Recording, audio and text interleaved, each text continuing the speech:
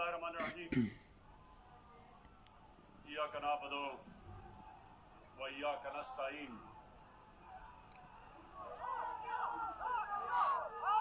जनाब chief minister Pakhtunkhwa Mahmood Khan, मेरे वज़रा, मेरे एमपीज और मैंगोरा के गयूर अवाम, मैं सबसे पहले इस शानदार इस्तकबाल का आपका शुक्रिया अदा करना चाहता हूं। बहुत बहुत शुक्रिया। मैं महमूद खान को आज खास मुबारक देना चाहता हूं दो चीजों की। एक कि जो आज सुबह मुझे इन्होंने गबीन जब्बा का दौरा करवाया, जो एक नई टूरिज्म के लिए जगह बना रहे हैं।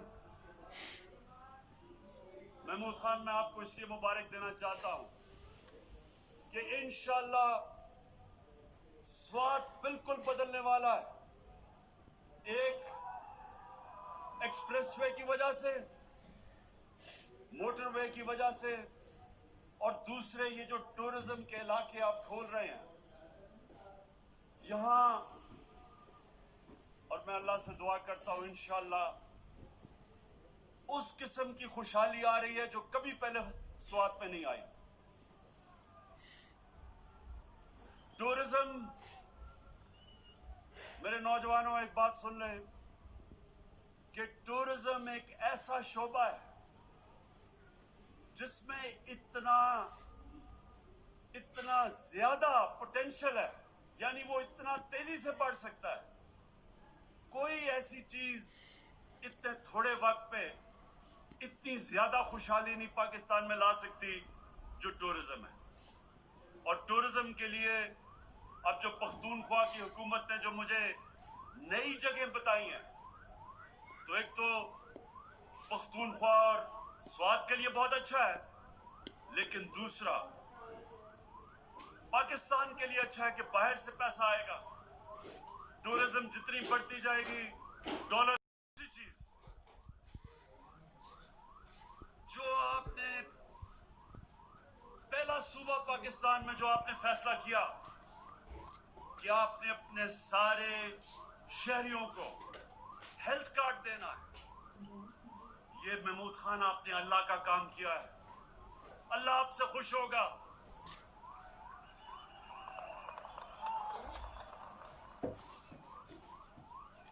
मेरे नौजवानों, एक प्राइम मिनिस्टर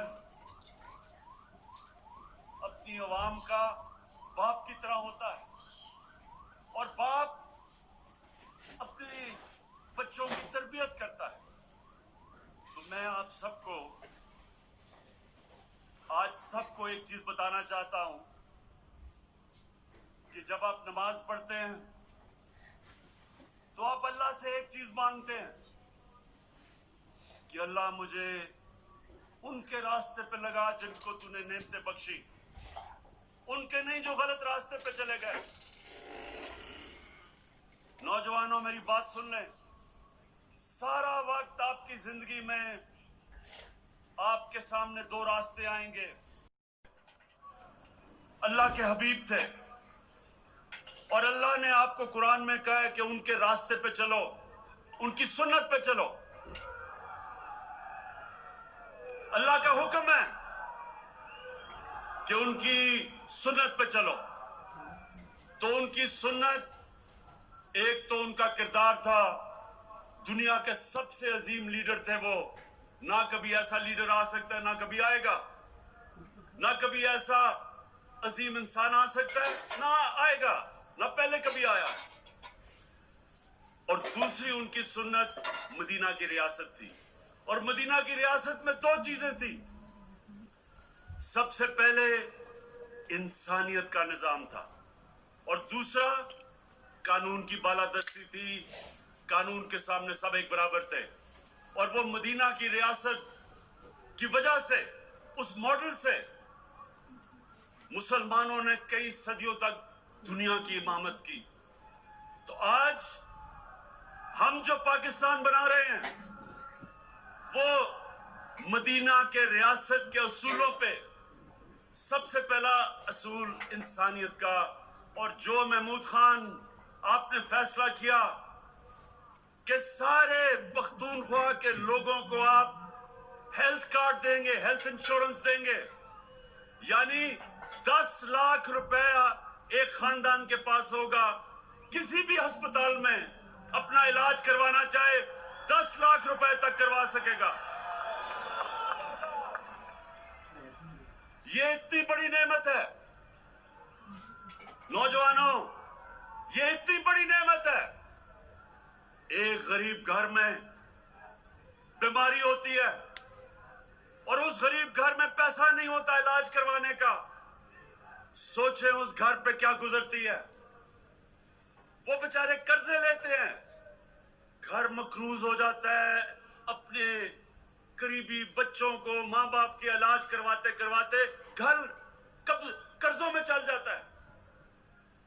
اس لیے اتنی بڑی نعمت کہ ایک گھر میں اطمینان ہوگا کہ اگر کوئی بیمار، میرا باپ بیمار ہو، ماں ہو، میرے بچے ہوں، میرے پاس ہیلتھ کارڈ ہوگا.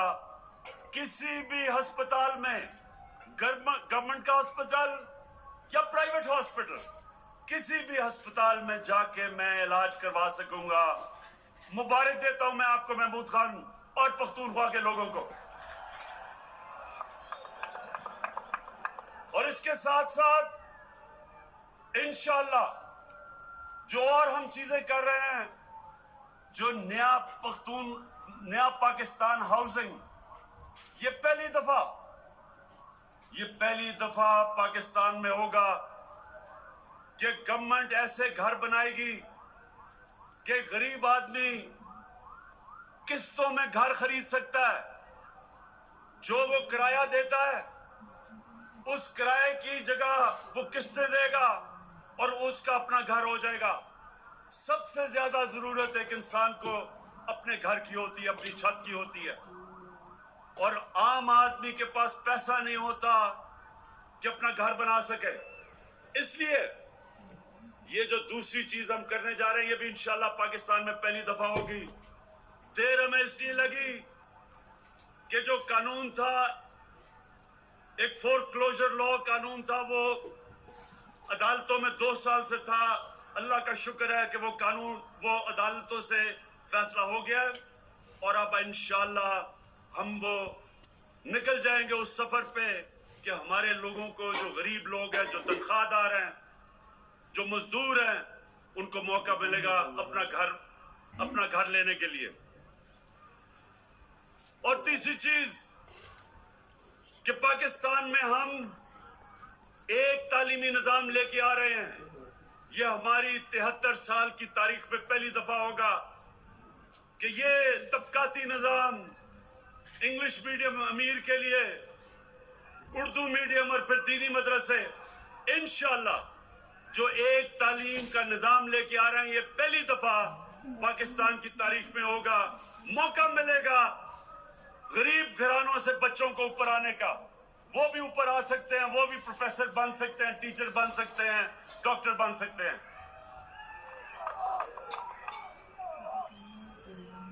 اور انشاءاللہ جو چوتھی چیز ہے، قانون پختونخوا میں بھی پاس ہو گیا ہے اور اب پنجاب میں بھی، کہ جو کیسز عدالتوں میں لگتے ہیں وہ 1 سال کے اندر وہ کیس کا فیصلہ ہونا پڑے گا. جو ہم نے نیا سول پروسیجر ایکٹ پاس کیا ہے، 1 سال سے زیادہ کیس نہیں جائے گا.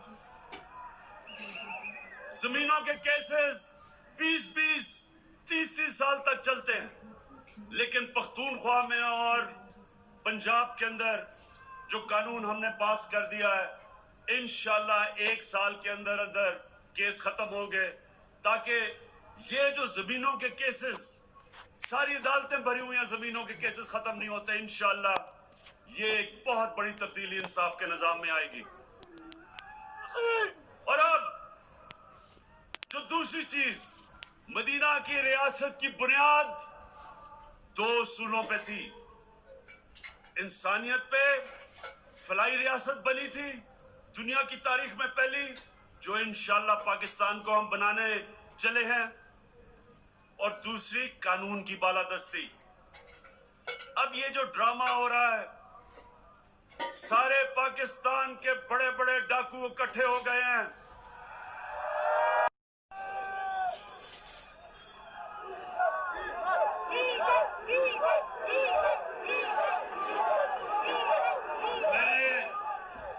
मैंने सारे पाकिस्तान के डाकुओं का नाम लिए, डीजल का नाम नहीं लिया। सब इकट्ठे हो गए हैं। अच्छा, अब ये चाह क्या रहे हैं? ये सुने, ये क्या चाह रहे हैं मेरे से? ये क्या चाह रहे हैं?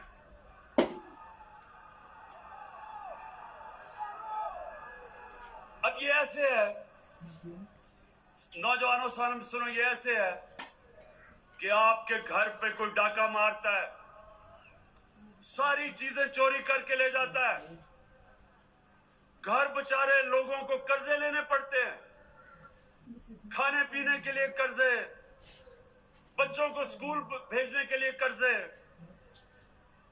अस्पतालों के लिए इलाज के लिए कर्जे। तो वो घर, मकरूज जो घर होता है, वो जाके उन डाकुओं को पकड़ता है, कहता मेरा पैसा वापस करो। और वो डाकू कहते हैं कि नहीं, हम कानून से ऊपर हैं, हम पैसा नहीं वापस करेंगे। एक लंदन जाके बैठ जाता है, बड़ी एक्टिंग करता है कि बड़ा बीमार है, हम सबको तरस आ जाता है उसके ऊपर। बेचारी औरतें उसकी शक्ल देख के रोना शुरू हो जाती हैं। अदालतों को भी तरस आ जाता है कि इमरान खान इसको बाहर जाने दो। मैंने वैसे अदालतों को कहा, मैंने कहा कम से कम पैसे तो रख लो, 7 अरब रख लो बाहर जाने से पहले, क्योंकि ये पैसे का तो पुजारी है, पैसे की तो पूजा करता है। बहरहाल वो बाहर चला गया। पहले तो कोशिश की उसने कि किसी तरह एनआरओ मिल जाएगा, बड़ी कोशिश की उसने। उसकी बेटी भी यहां चुप, वो भी चुप, पूरी कोशिश की एनआरओ मिल जाएगा। लेकिन वो ये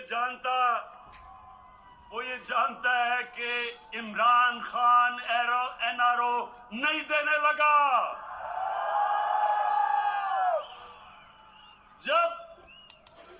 जब उसको ये इल्म हो गया कि अब जो मर्जी ब्लैकमेल करे, इमरान खान एनआरओ नहीं देगा, उसने जो अब गेम शुरू की है बाहर बैठ के, मेरे पाकिस्तानियों ये सुन लो, ये जो उसने गेम शुरू की है कि पाकिस्तानी फौज को अटैक कर रहा है, पाकिस्तानी अदलिया को भी और फौज को क्या कह रहा है कि अपना आर्मी चीफ और आईएसआई चीफ को बदलो। यानी कि फौज को कह रहा है कि बगावत करो, अपना पैसा बचाने के लिए लंदन में बैठ के फौज को कह रहा है कि बगावत करो आर्मी चीफ के खिलाफ। इससे ज्यादा बड़ा मुल्क का दुश्मन कौन हो सकता है? यहां उसकी बेटी, वो भी वही बात कर रही है, लेकिन उसके बेटे यहां आके नहीं कर रहे, क्योंकि अगर बेटे करते तो वो जेलों में होना था। बेटी इसलिए कि यहां हम औरतों का एहतराम करते हैं, हमारे मुल्क में औरतों का एहतराम है, उसका फायदा उठाते हुए वो जबान इस्तेमाल कर रही है एक उस फौज के खिलाफ जो हर रोज अपनी कुर्बानियां दे रही है इस मुल्क के लिए, जिधर एक इंतहा पसंद, एक हमारा मुखालिफ हिंदुस्तान में जो प्राइम मिनिस्टर, एक इंतहा पसंद जो इस्लाम से भी, मुसलमानों से नफरत करता है, जो कश्मीर में जुल्म कर रहा है, जिनका सिक्योरिटी एडवाइजर धमकियां दे रहे हैं पाकिस्तान को, जो दहशतगर्दी कर रहे हैं पाकिस्तान में, उस वक्त अपनी फौज के खिलाफ जो जुबान इस्तेमाल कर रही है,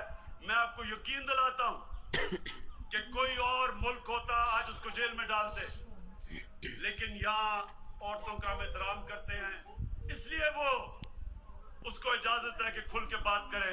लेकिन वो नवाज शरीफ गीदड़ों की तरह बाहर बैठ के बोल रहा है, पैसा चोरी करके। मैं अपनी कौम को, आज सब अपनी कौम को यह बताना चाहता हूं कि मेरी कौम, मेरे पाकिस्तानियों, ये समझ जाएं कि ये पाकिस्तान में एक ऐसा फैसला कुन वक्त है जिधर वो बड़े बड़े डाकू जो 30 साल से मुल्क को लूट रहे थे और उनको कोई इस मुल्क का इंसाफ का निजाम नहीं पकड़ता था, जो दो मेजर पार्टियों के सरबराह जरदारी और नवाज शरीफ 30 साल से एक दूसरे को कह रहे थे, वो कहता था वो करप्ट है, वो कहता था वो करप्ट है। जरदारी को जेल नवाज शरीफ ने 2 दफा जेल में डाला, नवाज शरीफ के ऊपर केस जरदारी ने किए। आज दोनों इकट्ठे होके मेरे से एनआरओ मांग रहे हैं और ये पैगाम दे रहे हैं पाकिस्तान को कि ये कोई खास अल्लाह की मखलूक है जो कानून से ऊपर है। कानून की बालादस्ती का मतलब सब कानून के सामने एक बराबर है। ये कभी भी नबी सल्लल्लाहु अलैहि वसल्लम ने कहा था कि बड़ी कौम